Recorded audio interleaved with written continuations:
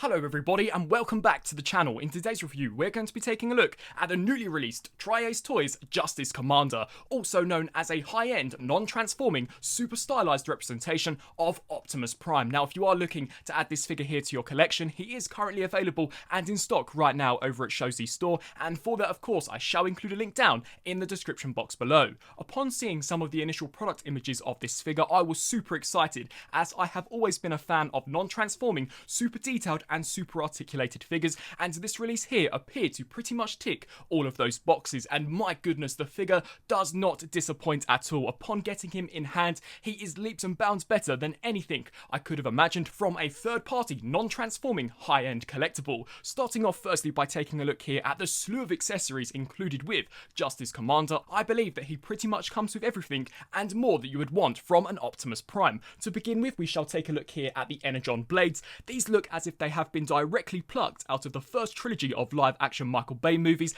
and I love how they look. You can see how the blade has been completely cast out of this very awesome translucent orange with an amazing metallic silver applied over the top, in order of course to pick out some of the sharper details of the sculpt. We also do get included a pair of battle axes, and the sculpt and detailing on these once again looks absolutely fantastic. You can see how we too have got the orange transparent plastic with an amazing silver metallic wash applied here over the top in order to pick out some of the sharper details of the sculpt.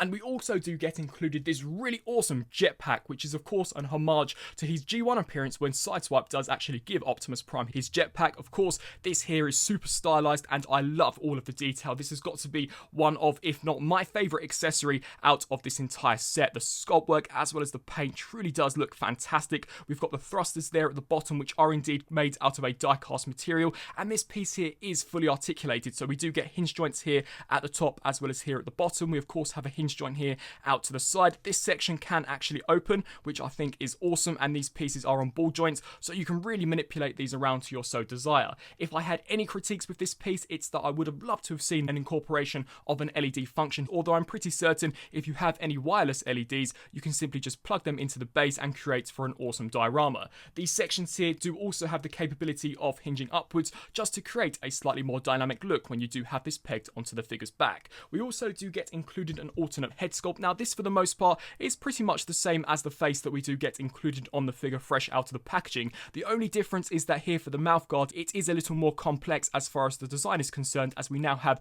multiple sculpted in lines, but you can see that once again as far as the paint and the sculpt work is concerned for this piece, I believe it has turned out terrific. We also do get included a holographic projection, and this is something like we've seen from the likes of the live action Bumblebee movie, and I love its inclusion as it does create for some fantastic photography. You can see that this, very similarly to the blades as well as the axe, have been completely cast out of a transparent orange plastic, although the detail really does look remarkable, and you can also see some subtle details of what appear to be Cybertronian hieroglyphs. And of course the final accessory that we do get included has got to be Optimus Prime's most iconic accessory, that being his Ion Blaster, and I love how truthful they have stayed to the original G1 design, whilst at the same time put their own unique stylistic twist on this, and all of the detail and the paint looks fantastic. You can see some exquisite sculpt work here along the sides, all of this metallic silver picking out some of the sharper details of the sculpt, as well as the magazine, which does appear to have bullets actually pre-sculpted into this. Just overall a fantastic looking piece, and as far as accessories are concerned,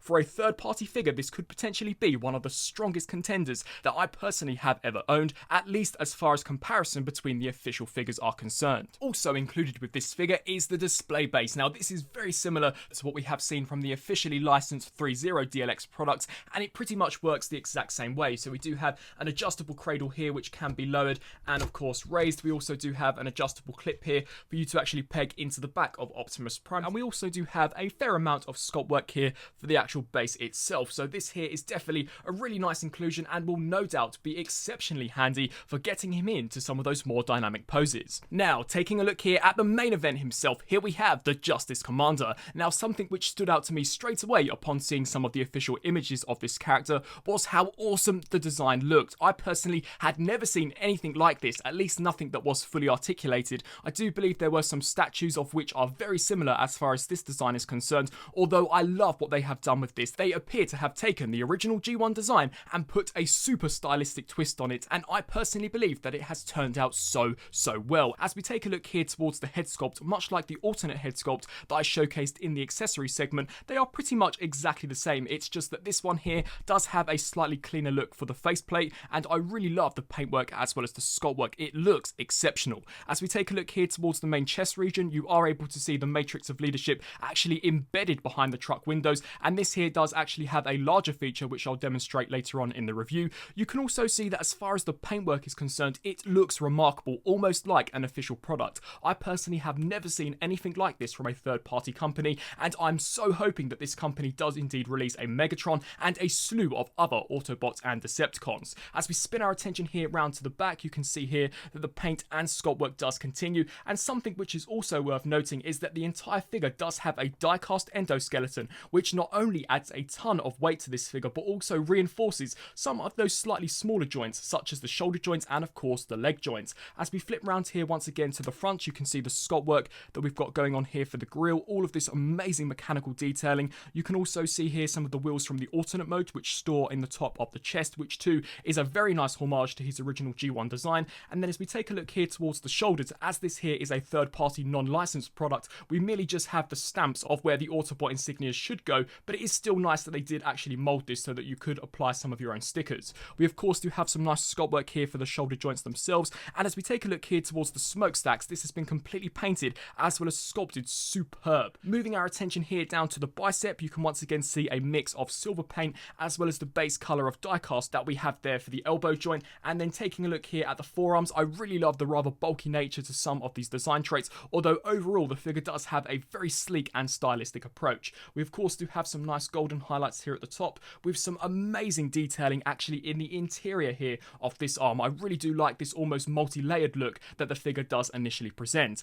Of course, all of the fingers are individually articulated, which not only causes for a fantastic silhouette for the character, but you can once again see all of the terrific sculpt work that we have got going on here. Turning our attention to the crotch plate of Optimus Prime, there is so much paint and detailing going on for this piece. I love all of the subtle golden highlights. It really does help to break up the very predominant red and blue motif that of course Optimus Prime is associated with. You can also see here for the sides we too have got some nice silver and golden highlights, and once again flipping around here to the back, you can see some fantastic sculpt work of what appear to be pistons. Taking a look here towards the back of Optimus Prime's legs, you can see there all of this fantastic looking sculpt work as well as the die-cast pieces that do actually house within the knee joints. And then finally for the back of the legs, you can once again see some exquisite sculpt and paintwork as well as the wheels which have been sculpted on the sides. Flipping around here to the front, much like his original G1 design, we do have this almost grated section for the shin, and I love the contrast between the darker and lighter blues that they have used, as well as the gunmetal grey that we do get here for these sections.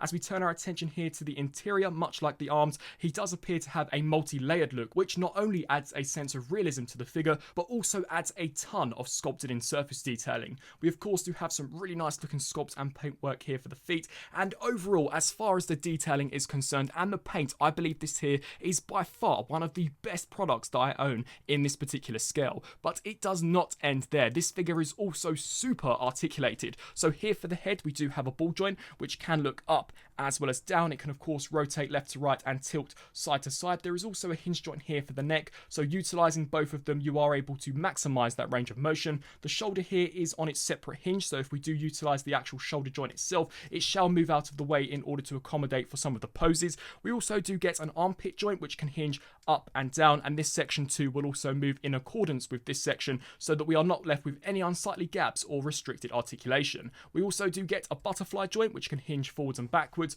a full rotation here at the bicep, a double joint here for the elbow which can bend way past 90, as well as of course a full rotation here at the wrist, and a mix of ball joints and hinges here for the fingers and thumbs. So of course we do get a ball joint here at the base, two hinge joints here at the thumb, and the same can also be applied here to all of these fingers, so you really are able to get some very expressive poses out of this figure. As we turn our attention here to the torso, this region does have the capability of crunching all of the way forwards, and then as we spin around here to the back, much like the DLX-30 Optimus Prime, this does also reveal some additional details that you perhaps would not notice if this entire section was concealed. We can then just arch this entire region back, and then just to demonstrate the side-to-side range of motion that we do get out of that, you can see how that can hinge left to right. We also do get a waist joint, although due to the nature of the design it is slightly restricted, and I'm certain it could probably rotate even further, although I do not want to chip any of the metallic silver paint that we do get here for this section. The skirt panels here are on double hinge joints, so you can lift these up and down. This this section here is on a ball joint as well as a hinge joint, so you can really move these out of the way in order to accommodate the range of motion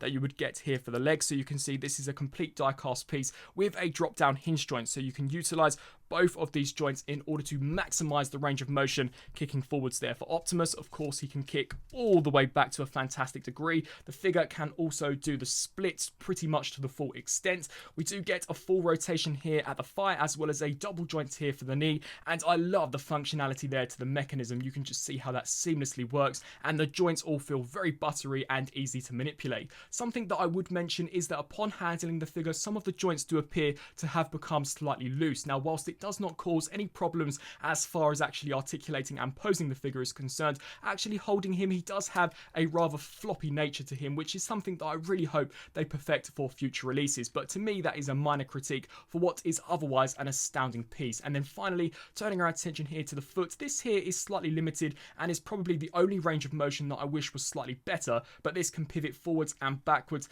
as well as rock side to side slightly, and we also do finally get a toe bend. So overall, as far as the articulation is concerned, much like the detail and paint, I am thoroughly impressed with what they have managed to accomplish with their first ever high-end non-transforming release. Now, turning to the LED function as well as some of the figure's special features, the LED function on my figure unfortunately does not appear to be working. I have tried out brand new batteries on this figure. Apparently, it does take AG4 batteries and they just do not appear to be working at all. However, I will demonstrate how they are indeed supposed to be installed. So you take this section, simply just remove it, and they are housed within this cavity here, and then you would just turn around here to the back and flick this switch, and the eyes as well as an LED here would illuminate blue, which would then also, once reinserted, would light up the matrix of leadership. Unfortunately, my copy does not appear to be working, and I am really let down by that, although I'm pretty certain I will be able to get a replacement piece from Shozi's store. It's just a shame that unfortunately here, at least on my copy, it does not appear to have been properly QC tested. But regardless, reinserting that section here into the top, we also do have the capability of actually opening Optimus Prime's chest up to reveal a removable matrix of leadership. So to demonstrate that, you're going to want to take here where the side view mirrors are and just gently pry these sections open, which will then allow you to tuck these sections in between that gap. Of course, come here to this side and repeat the exact same process, and you can see how that does reveal the matrix chamber, although we do get a secondary hinge joint which, when lifted up, will reveal a fully sculpted and painted matrix of leadership itself. And much like the rest of the character design, this here is slightly more stylized than compared to how it appeared in G1. You can see that the handles are slightly smaller in design, although all of the iconic design traits are still here, so we can just remove this from the chamber. It can be rather finicky to do due to how small it truly is, but just wriggle this section here out on the side and hopefully it should just come clean out. And you can see how we do get a blue gem with a metallic gold around the sides and of course silver here for the handle. Unfortunately, due to how thick Optimus Prime's fingers are, he can't really grasp it all that well unless you find a way to actually wedge it between the thumb and the index finger. But as far as a display piece is concerned, I really love this feature, and it's something that they did not have to even include. So once again, a really nice touch, and you can see there we've got some amazing metallic silver as well as golden highlights, and I actually do like how you can actually see it through the front windows of Optimus Prime's chest. Taking a look at some of the accessory implementation, first of all we shall begin with the holographic projection. This once again is a really nice inclusion, and I love actually displaying Optimus with this piece. So you just want to turn the arm around so that we do expose this section, and then this here should groove into this. Now it can be rather finicky to actually do the first time round, although once placed in there you can see how it really does give you the impression that it has shone out of Optimus Prime's arm. It would have been amazing if we could have had an orange LED actually situated in the forearm itself so that this piece here could have glowed, and I'm pretty certain that's something they could have done due to how thick this region is. But nevertheless, as far as a display option is concerned, this here is absolutely fantastic. Just hinging the arm down and spinning him around here to the back, we can actually take the jetpack and you can see various different tabs as well as this huge tab which will peg into these various different slots. This silver section is actually spring loaded, so when you do push it in there it will recess into the sculpt, which I think is fantastic as it does not leave any unsightly hollow gaps. So just to demonstrate how this attaches, you just want to align this up appropriately, clip that there into place, and here we have Optimus Prime with this super awesome looking jetpack. And much like I demonstrated in the accessory segment, the sculpt and paintwork on this piece truly has turned out so nicely, and he looks terrific. We can also bring in some of the other handheld weapons. So of course we'll take the Ion Blaster, and this here does have a slot on the handle as well as a peg here on the hand, so just snap that into place, wrap the fingers around, and there we've got Optimus with the Ion Blaster. Or alternatively, you can actually take this section here,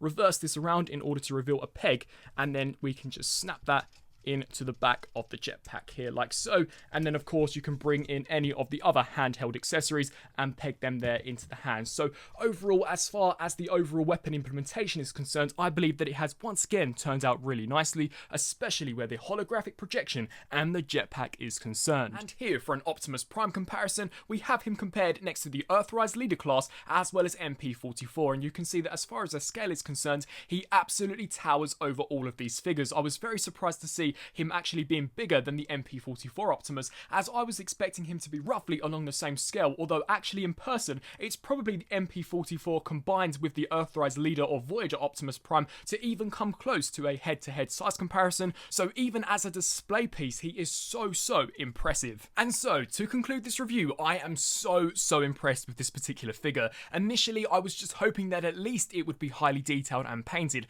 but upon getting the figure in hand, my expectations were absolutely blown out of the water. The sculpt, the paintwork, everything about the overall look of this character looks remarkable and actually appears to be an officially licensed product. I was also blown away by the exceptional articulation. I really was not expecting him to be this poseable. You can pretty much get him into any pose that you so desire. I also believe he comes with a great array of accessories, and as far as the materials are concerned, once again it does feel like a high-end premium product. The plastic as well as the incorporation of a die-cast endoskeleton really does create for a very weighty and hefty feel, and I personally believe that you are more than getting your money's worth out of this particular figure. Of course there are some drawbacks, at least here on my particular copy. I have found some of the tolerances, especially where the knees are concerned, are a little looser than perhaps I would like, although I have not found it to actually obstruct any poses that I wish to get the figure in, and it is unfortunate to see that at least here on my copy the LED function does not appear to be working, although that could be just something that I am missing, although I have looked at some videos